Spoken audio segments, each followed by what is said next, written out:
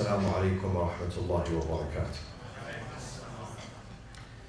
بسم الله الرحمن الرحيم. الحمد لله رب العالمين. الحمد لله الذي لا يحمد على مكروه سواه. والصلاة والسلام على أنبياء الله جميعا وعلى خاتمهم حبيب إله العالمين أبي القاسم المصطفى محمد صلى الله عليه وعلى أهل بيته الطيبين الطاهرين المعصومين.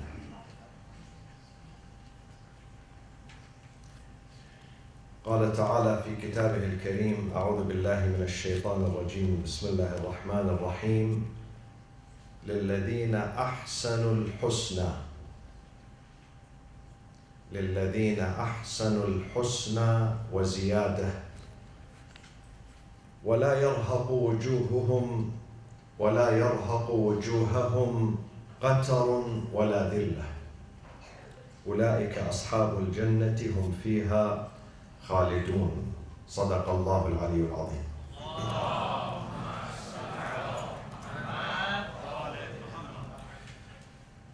Where is our place in the hereafter? Where do we go? Can we make prediction? Can we expect our residence, our dwelling, our station in the next chapter and the hereafter? Is there any way to know that? Many people would like to know.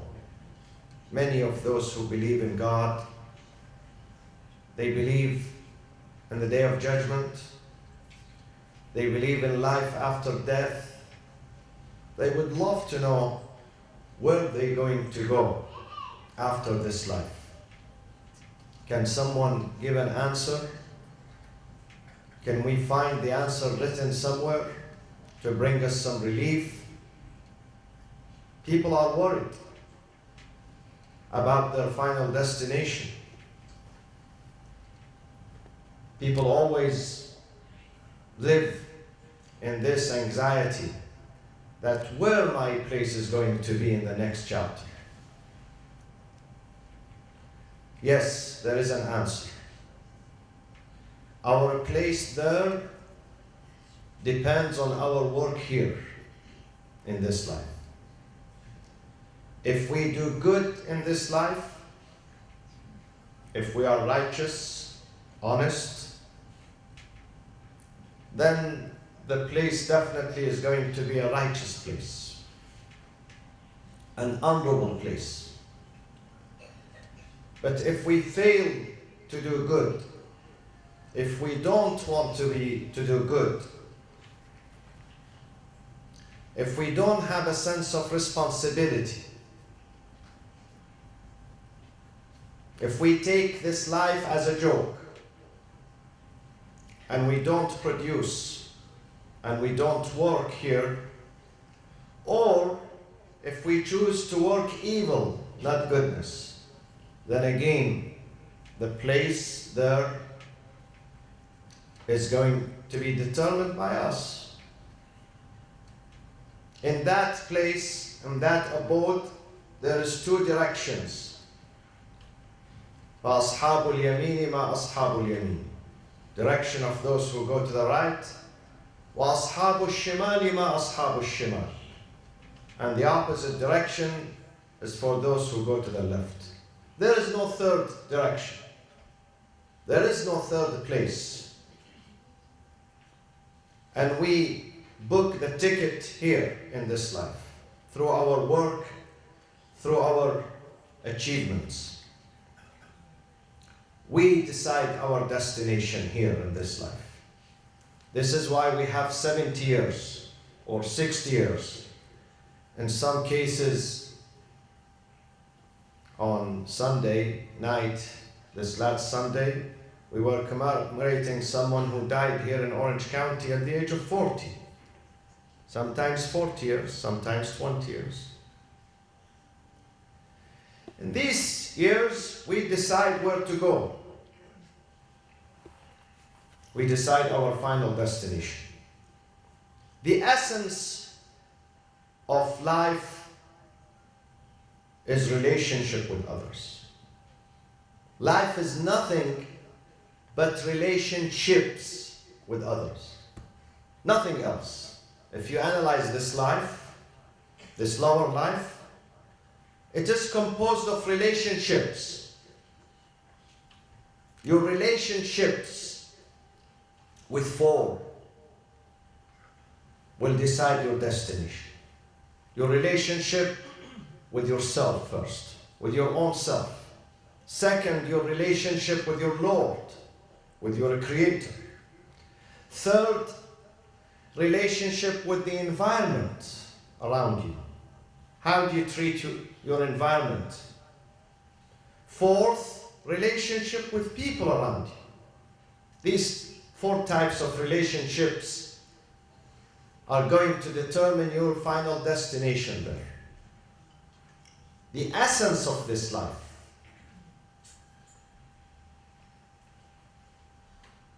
are only those four relationships, especially your relationship with people.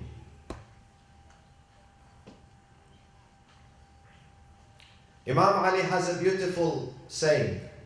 He says, the poorest person in the community is not the one who does not have food, neither the one who has no shelter. The poorest person in the community is the one who has no relationships, who has no friends. The poorest person is the one who has no friends, meaning he does not have this emotional, mental, psychological, spiritual capacity to make friendship. That person is the poorest person. And the richest person, the one who has the biggest number of friendships, brotherhood and sisterhood with people around him, who can maintain good level of respect with others. That is the richest person. That is the happiest person. Look at your relationships with people around you, beginning with your own family. Does your children consider you to be the best father? Are you the best mother in the eyes of your children? Are you the best son to your parents? Are you the best daughter? Are you the best husband? Are you the best wife? This is the essence of life. Are you the best neighbor? Are you the best co-worker? Imam Ali alayhi salam says, live in your community in a way that if you go for a while, they miss you. They look for you. If they don't see you, they look for you. And should one day you die, they weep for you. They weep for you. Bakaw alik. Let's examine our relationships with people. Tonight is the Christmas Eve. The majority of the Christians worldwide celebrate the birth of a great man who came to bring salvation, who came to bring healing to mankind, who came to bring relief from suffering, from pain, from starvation, from confusion. Right now, there are millions of churches and congregations are celebrating this night, this holy night. But how many of the Christians are truly following the teachings of Jesus, alayhi salam, peace be upon him? In a week from now is going to be the anniversary of the birth of Prophet Muhammad sallallahu alaihi wasallam.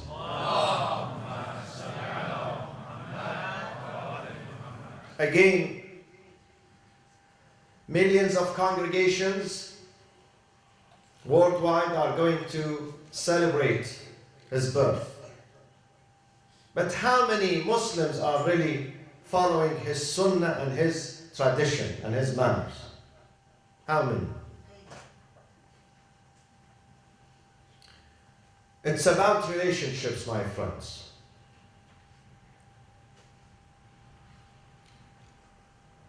Jesus, Isa alayhi salam, and Muhammad sallallahu alayhi wa sallam, and before them Moses, and before them Abraham and Noah, and all the prophets.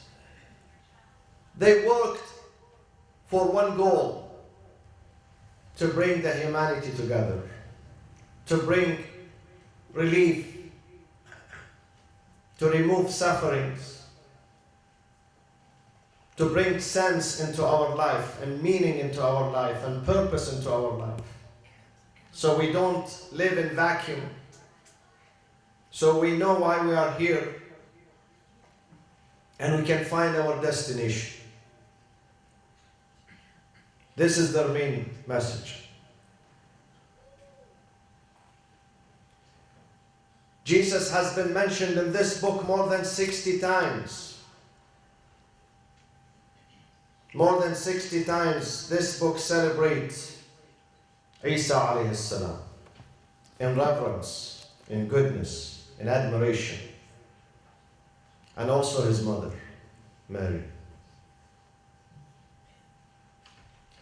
And in this book, Jesus says about himself, I was born and God made me his servant.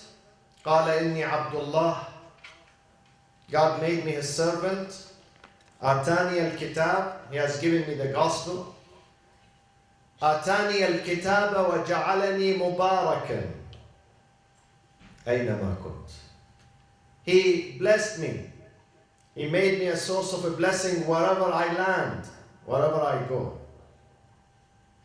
Source of a blessing means a source of help, a source of guidance, not a source of burden, not a source of anxiety. Wherever he goes, he brings salvation and a smile and hope to the hopeless and help to the helpless. وَجَعَلَنِي مُبَارَكًا أَيْنَمَا كُنْتُ وَأَوْصَانِي بِالصَّلَاةِ وَالزَّكَاةِ مَا دُمْتُ حَيًّا.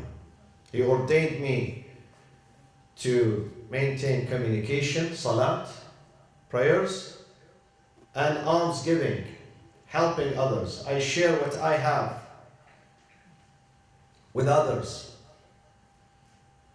In the Jewish tradition, we read that one day Moses was on his way to Mount Tur in the desert of Sinai Desert,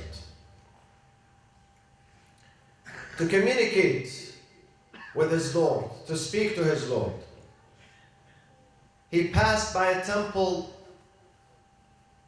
There was a monk inside that temple. And Moses was hungry because he's walking for a distance. And there was a monk. He had only one piece of an apple, only one apple. He took it out and he ate the apple by himself. And he did not ask Moses to share the apple with him. So Moses turned to him and he said to him, how long have you been worshipping here in this temple? He said, 70 years. I worship my Lord, 70 years. So Moses turned his face and he left. He passed by another temple. Another rabbi or monk was there. And again he had an apple. So he cut it into 2 pieces and then he shares one piece with Moses. So Moses turns to him and he says, how long have you been worshipping God here? He said, only 3 years. I'm a sophomore. Is it a sophomore or junior? The other guy was senior. Very senior, 70 years. This one was a junior, beginner, kindergartner, only 3 years. So Moses thanked him, and then he went to speak to Allah. وَكَلَّمَ اللَّهُ مُوسَى تَكْلِيمًا. He used to stand there and hear the voice. So before he left, he said, Lord, I'd love to ask you a question.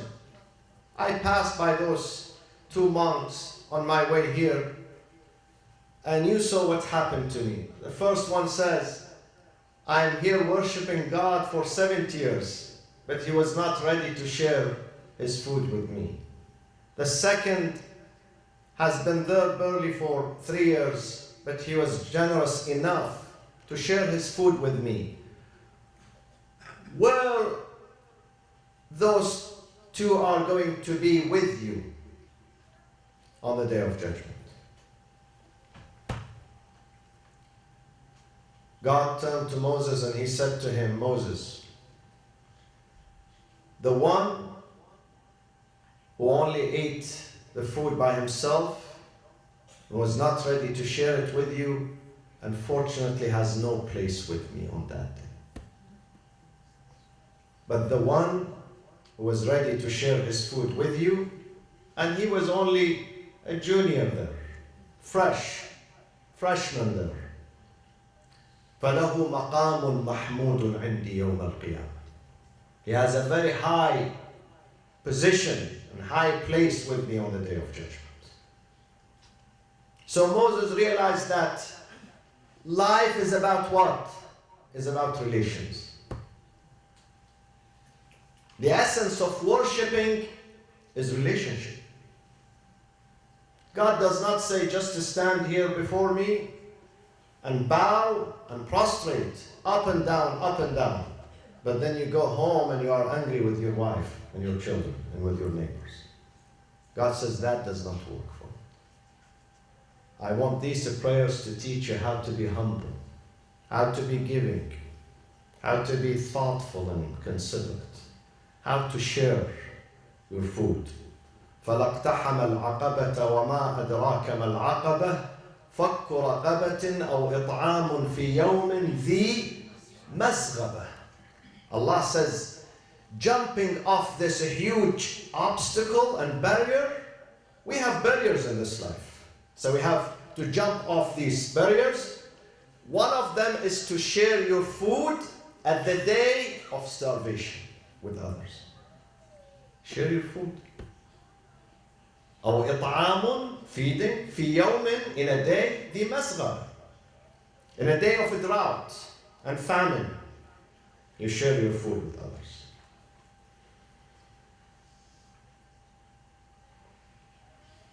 I hope that the Christians and the Muslims on this blessed night, Christmas Eve, they understand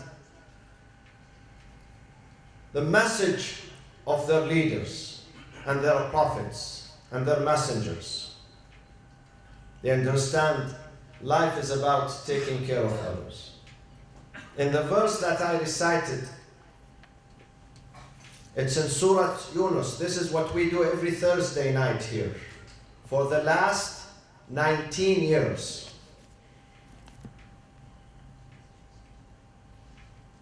In about a week, we're going to celebrate our 20th anniversary in Orange County.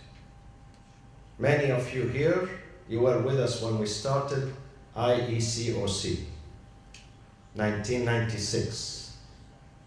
In a week, it's going to be 2016.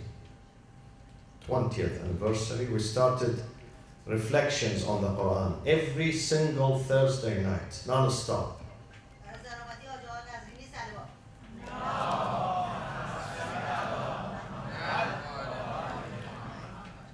For 20 years we've been reflecting, and we reached, after 20 years, we reached 1/3 of the Quran. 1/3. So we have another 2/3. So when we're going to finish the whole Quran, how long it would take us? It will take us another 40 years, so the total of 60 years. Good luck for you. 60 years. Once, this is 52 weeks, 52 sessions per year. 52 sessions times 20. How much is that? And we only did no, more than 140. 52 times 20. That's 1,400. 1,040. 1,040, we did 1/3 of the Quran. In Surat Younis, which is chapter 10, verse 26, the verse I started with, لِلَّذِينَ أَحْسَنُوا الْحُسْنَى. For those, لِلَّذِينَ, unto those who are virtuous, who did good, أحسنوا, shall be that which is most beautiful, al-husna. Al-husna means the most beautiful. The most beautiful here is meant specifically paradise, the abode of paradise, for those who did good. لِلَّذِينَ أَحْسَنُوا الْحُسْنَى. And then God says, وَزِيَادَةً, and more besides. Not just paradise, more than paradise. And when we come to more here, the Sunnis, they differ with the Shias. There is a lot of differences between Sunnis and Shias in understanding the Holy Quran. Why? Because they follow two different routes. The Shia Islam, they follow the route of the Prophet through his family, Ahlul Bayt alayhim as-salam. The Sunni Muslims, they chose to follow the route of the Prophet through some companions. This is the difference. You have to know what is the difference. American people ask you what's the difference between Shia and Sunnis. This is the difference. Two routes. They all end up with the Prophet. But the Shia, they said the safest one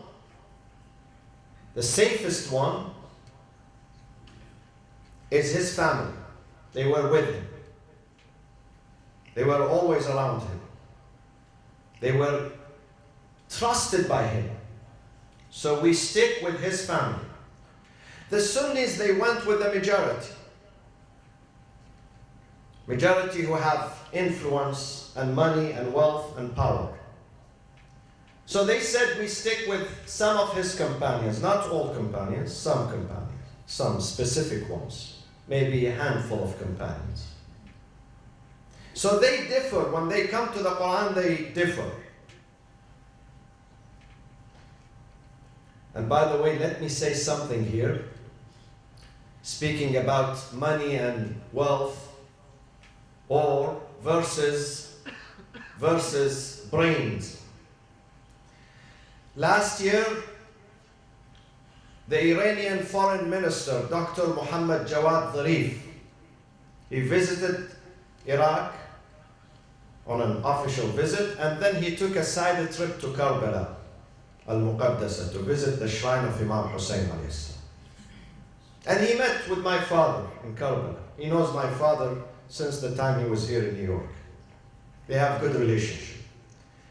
He said to him that in one of his meetings with the Saudi foreign minister, Prince Saud al-Faisal, who died in last Ramadan, he died here in his private residence in Beverly Hills.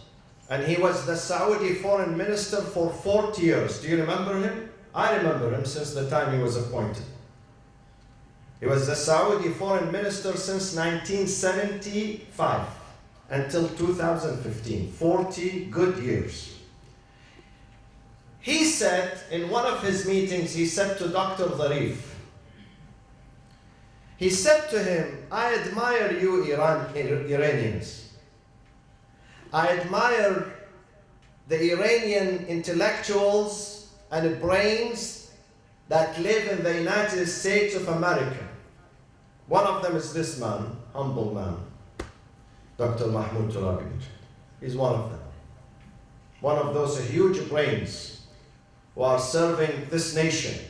But unfortunately, some Republicans, they don't appreciate that. They don't appreciate that. They don't appreciate what Iran and Iranians are doing to the well-being and the empowerment of this nation, the United States of America. They don't appreciate that. So he said to him, I heard this from my father directly, and my father, he heard it right directly from Dr. Muhammad Jawad Zarif. Prince Saud al-Faisal said to him, if Saudi Arabia had this number of brains, professors, professionals, intellectuals that Iran has in America, we would have taken America over. Saudi Arabia would have taken America over if we had this amount of brains and professionals in America. But they don't have it.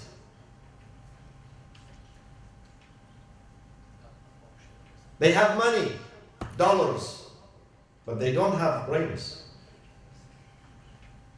And unfortunately, with their dollars, they are buying some influential leaders in this country who are siding with them.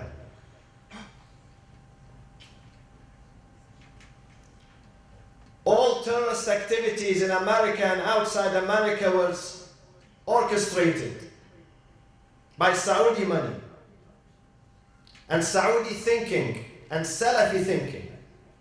But Iran has to pay the price. Iran has to be punished. When it comes to visa waiver, Iran has to be punished. Iraq has to be punished. You know why? Not because they did harm to America, but because they are Shia Muslims.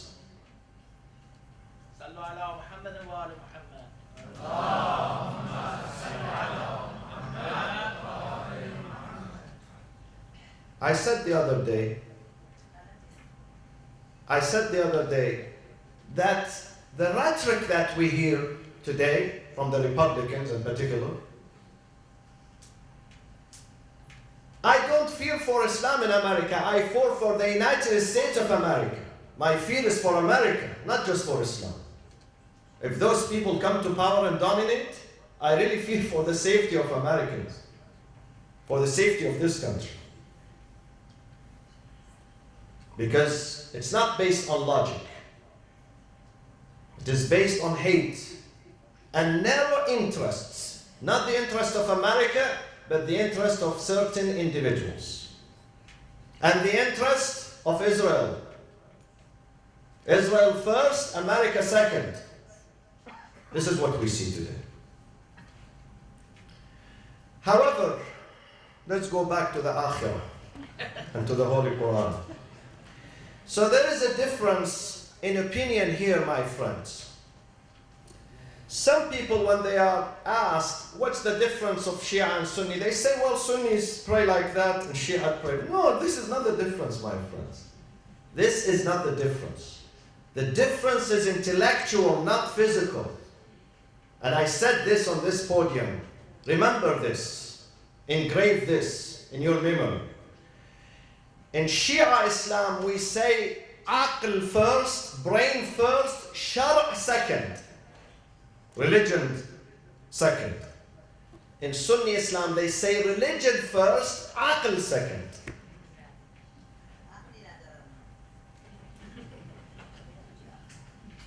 Do you follow me, my friends? Imam al-Sadiq says, everything aql says it's right, shar' religion says endorses it, and it says this is right.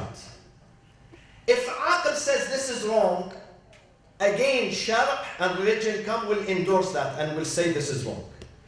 In the Sunni tradition, they say no. Aql follows religion. We say religion follows aql. Because the first thing God created and equipped man with, before he gave him deen and religion, he gave him what? Aql and reason and intellect. This is why the Quran is filled with this. إِنَّ فِي ذَلِكَ لَآيَاتٍ لِقَوْمٍ يَعْقِلُونَ إِنَّ فِي اخْتِلَافِ اللَّيْلِ وَالنَّهَارِ.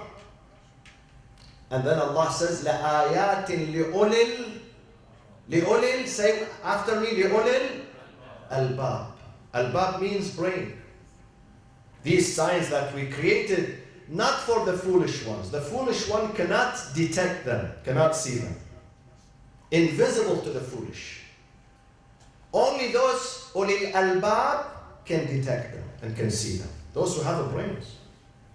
So aql first, religion second. How do we know God exists? Does this book tell me? No. My brain tells me. My brain tells me. Before this book comes to endorse my brain and my understanding. So aql first, this book second. This is the difference. Therefore, here in this verse, in Surat Younis, لِلَّذِينَ أَحْسَنُوا الْحُسْنَى. For those who do good in this life, there is good for them there. This is why I started my speech tonight. I said, where do we go from here? Everyone wants to know his place there. Where do we go? Do you want to know where you go? Do good here and don't worry about that. Don't worry about it. Because Allah is promising you and He does not cheat on you. He does not lie. He says, لِلَّذِينَ أَحْسَنُوا. For those who do good here, righteous, virtuous, al-husna, paradise. Then it says, وَزِيَادَةً. What is the meaning of ziyada? Extra. We give them extra. Now, over this term extra, there is a dispute between Shias and Sunnis. Shias, they say, extra means the companionship of God. If you go to a place, imagine your friend has a huge mansion that overlooks the ocean, and he invites you there to his mansion, but he's not there. The mansion is empty. There is no food. There is no one welcoming you. There is no one taking care of you. There is no one talking to you. Would you enjoy this trip? You may stay there and sleep there, but the house is empty. But then sometimes he invites you and he's there waiting you at the gate, welcoming you, being your companion, taking care of you, serving you. In that case, you enjoy it. Allah says in paradise, we don't just give you a physical abode, an apartment, a mansion. No. Above this mansion, there is what? My companionship and my friendship. You're going to be with me. You're going to feel me. You're going to feel my presence there. I'm going to be your friend there. وَرِضْوَانٌ مِّنَ اللَّهِ أَكْبَرُ. The Holy Quran says what is bigger than paradise is the satisfaction, the pleasure, the companionship of God. Akbar. Bigger. The Sunnis, when they come to this ziyada, extra, they say yes, God will give them paradise. What is extra here? They say extra, He's going to remove the veil from his face and they're going to see him physically. Do you follow me here or not? They're going to see God physically. And we have this book is replete with verses that says you would never be able to see God physically, because God is above all forms and all shapes. God is not a physical shape. I have a chapter in my book here. Page 111, 111. This is a chapter, the difference between Shias and Sunnis. My book is called Shia Islam. This chapter is called Seeing God, Ru'yatullah, where I explain the difference between Sunnis and Shias. The Sunnis depend on a fabrication, hadith which has been fabricated and falsely attributed to the Prophet, that the Prophet was sitting among his companions one day and it was full moon, like tomorrow is going to be full moon. And he said to his companions, "Hey guys!" He said, "Yes, Ya Rasulullah." He said, "Do you know that you're going to see the Lord of your face on the day of judgment as you can see this full moon today?" You can see his face. He's going to remove the veil and you're going to see his face. While the Holy Quran says, "La tudrikuhu al-absar," no vision, no sight can grasp him.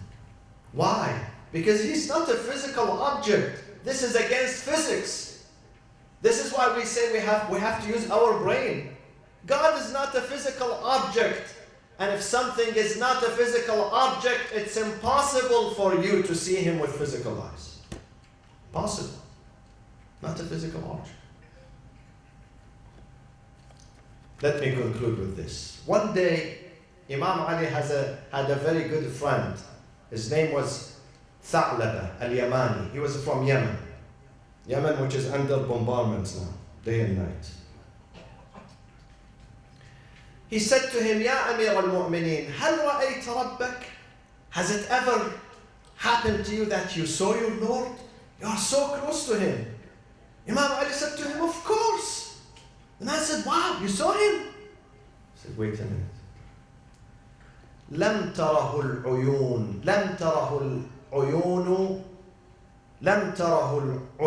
بشواهد الأبصار ولكن رأته القلوب بحقائق الإيمان." The sight did not see him with physical vision, but the heart here, basira, the heart saw him with truth and realities, with the realities of the belief, but not with the eyes. This eye is limited, my friends, but the heart is unlimited. Definitely we see God and we feel him, but not with the physical. Because if you say we're going to see him with our physical eyes, you have compromised him. You have compromised his integrity. And the Holy Quran says, لَيْسَ كَمِثْلِهِ لَيْسَ كَمِثْلِهِ شَيْءٍ.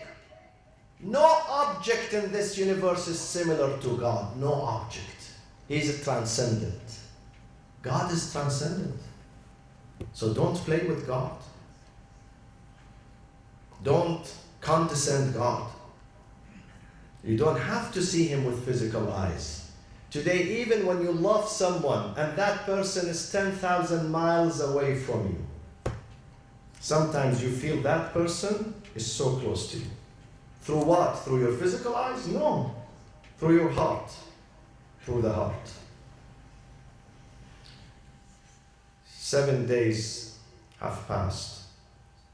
Many of you came to the cemetery on a Friday for a good member, to pay tribute for a good member of this community, a good family in this community, a good lady, a good wife, a good sister, a good mother, a good citizen, and a good servant of God. Doctors could not help her, but God is helping her now. God has decided that you have to come to me. I need you. I need to admit you into my mercy, into my garden. يا أيتها النفس المطمئنة ارجعي إلى ربك. O the soul who surrenders to God. Today I was speaking with a sister. Many of you in the audience, if I mention her name, you would recognize her. Her younger sister is diagnosed with stage 4. And doctor said that you have only 3 months to live. So her sister, I was asking her, how your sister is doing? She said, we accept what God accepts for her. This is faith. Because you don't say, God, oh, keep me here. I don't want to see you. Leave me here in this lower life. No, we don't say to this. We don't say this to God. Because we know, وَلَلْآخِرَةُ خَيْرٌ وَأَبْقَى. That life is much better. This is a life, is a small Disneyland. This life.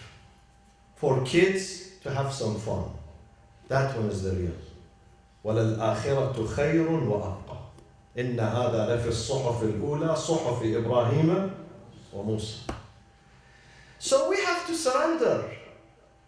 When God says, I want you to come back to me, we say, God, if you want this, I'm not going to argue with you. I'm going to do my best to seek treatment, to see the doctor, to use the medicine. I will do that. But if you say, listen, none of this is going to work, then I surrender to you. This is the essence of faith. This is faith, Imam. Surrenderance to God. So God summoned her to his courtyard and she left us.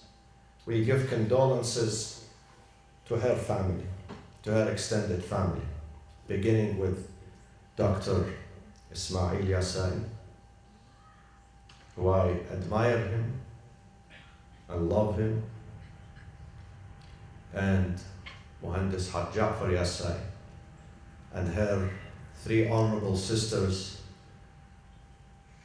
Haj Khanum Rashida Khanum, Haj Khanum Hamida Khanum, and unfortunately I don't know the name of the 3rd sister, although I see her all the time. But I know Del, her husband. Condolences to you.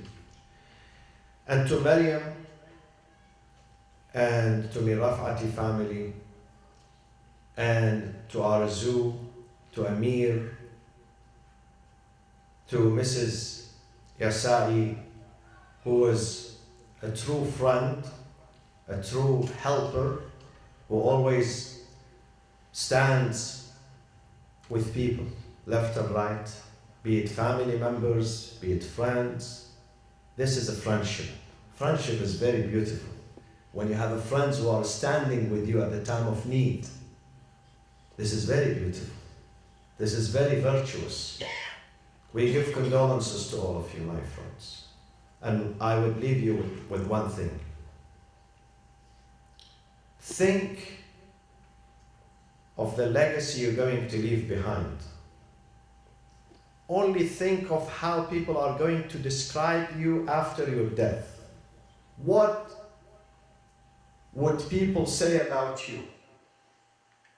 Just think about that. If they say, this person was a good person, we really miss him, we really miss her, they did good, so much good for their community, for their family, for their cause, for the poor, then you would be the luckiest person. Work on this. Work on leaving a good legacy. اللهم اغفر للمؤمنين والمؤمنات والمسلمين والمسلمات الأحياء منهم والأموات تابع اللهم بيننا وبينهم بالخيرات إنك مجيب الدعوات إنك غافر الخطيئات إنك ماحي السيئات وجاعلها حسنات إنك على كل شيء قدير. برای شادی روح مرحومه حاج خانم منیژه وحید یاسایی، الفاتحة مع الصلاة على محمد وآل محمد.